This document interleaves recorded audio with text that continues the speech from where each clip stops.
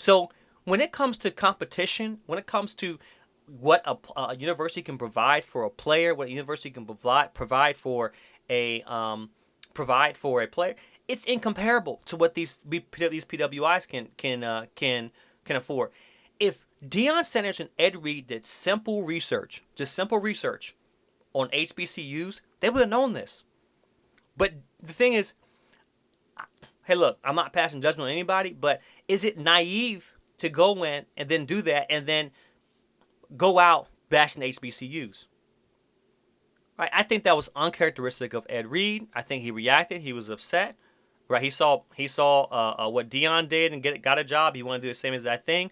But Deion didn't help HBCUs. He hurt HBCUs more than he helped them. Because he said he went in there with his money. He did what he wanted to do. He sacrificed. And Deion's not going to take a loss. So Deion, he's not going to take a loss and sacrifice. And he talked about HBCUs on his way out. Talked about funding, whatever it is. And he left a bad impression on HBCUs. He made HBCUs, the perception of HBCUs worse than it was before. Right? And he built himself up.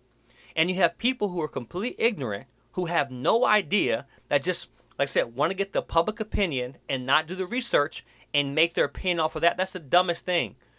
Y'all listen to these podcasts. This is what pisses me off the most. Y'all listen to these podcasts and them recycling information that's already known to help your self-esteem. There's one that says, I see it all the time, if you can't stay motivated, stay consistent. That's the most basic quote, but you hit them podcasts, y'all be like, oh man, right? Oh, that's deep. It's not deep. It's common sense. Just keep doing it. Even when you don't want to do it, keep doing it. Yeah, like you guys. So when you guys get an opinion of Deion Sanders and stuff, y'all look at his lifestyle. Y'all look at his lavish lifestyle. You look at his status, and you don't look at what actually happened, because you desire the status that they have, and you don't. Building a legacy for HBCUs is not a touch point. I mentioned this before. If you truly want to help HBCUs, it's not a quick touch point. It's not a 1 year get in there and leave. It is an investment over years, and you may die never ever seeing the fruits of your labor, but you will build a legacy that contributes to the rebirth of HBCUs. Ed Reed and Deion Sanders had no interest in that. They had interest in building their own careers. So when people ask me my take on Deion Sanders and HBCUs, and I went to HBCU. I played at HBCU.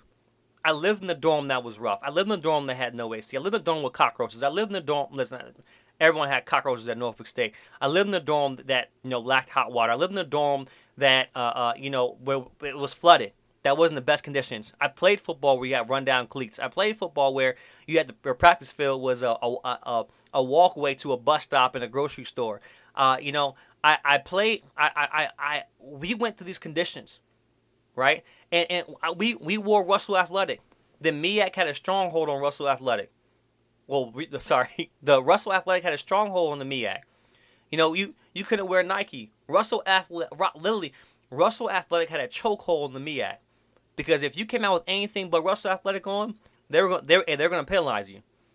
From socks, gloves, anything like that, mouthpieces, whatever. Russell Athletic, hey, look, big shout out to Russell Athletic, because they held the MEAC down for the longest. And then when we left, they started getting Nike gear. But literally, you didn't get the best of the best, right? Nike gave us cleats, which was cool, but then you don't always get the best cleats. You want a new pair of cleats? Sometimes you have to. Our Coach Wright, our equipment manager, go in the closet, grab some cleats that he found or whatever that someone left in the field and give them to you. And you had to use those cleats. That's that. But the athletes that were there, the guys I played around, were there to play football, and they loved the game, right? They loved the game of football. And when you're playing and competing, that stuff doesn't matter. It does not matter. I'm not worried about how my cleats look when I'm out there competing. I love the game, and that's the kid and people who love football. So I've been through that grind of going to a HBCU. They weren't aware of that. Now, I want to say that because Eddie George, Hall of Fame running back, played for the Tennessee Titans, is actually a coach for Tennessee State. But you don't hear him in the news. You don't hear him in the headlines talking about this XYZ. You don't hear him doing that, right? You see him going through the grind. He was on a recent podcast, and this is what he said. Eddie George, this is what he said. He said, and you know it's frustrating. You know, he didn't understand exactly what he was getting himself into, talking about Ed Reed. And when you get under the hood, you really see what's going on. You do see the mold in the apartments. You see the mold in the dorms. You see the facilities. The locker room is not the best. It's not clean. It's all those things. But guess what? That's why you're there, and that's why I chose to do it through action.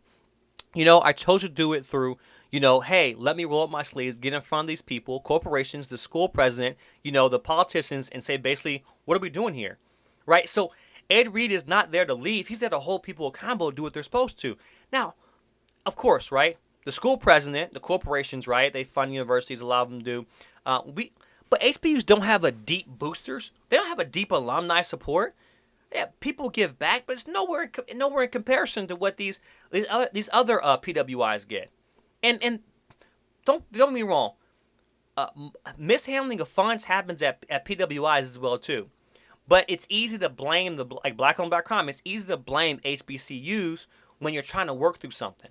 It's just quieter at PWIs. I'm gonna tell you, it's just quieter at PWIs, right? But Eddie George went on to say this as well too. He said, I've got to see that change happen, right? He's saying, I've got to see that change happen. So it's much bigger than just football. It's providing a quality of life that these students absolutely deserve. You know, getting their Pell Grant money on time, you know, making sure that they're well fed. All these things have to change. You know, the football games are one thing, but the quality of life and the experience of the education that provides for our students for years to come is much more important. He's there for the investment. He's not there for a touch point. You don't see him in the headlines. You don't see him, you know, having his own documentary, right? He's there and doing the grunt work of and for there's people. He's just a small example of millions of people in HBCUs who are advocating, who are trying to actively help HBCUs in itself. And to badmouth or to talk about HBCUs on your way out and then discredit all those people, majority of the people, as a few bad apples, majority of the people, it's just wrong. You're hurting HBCUs.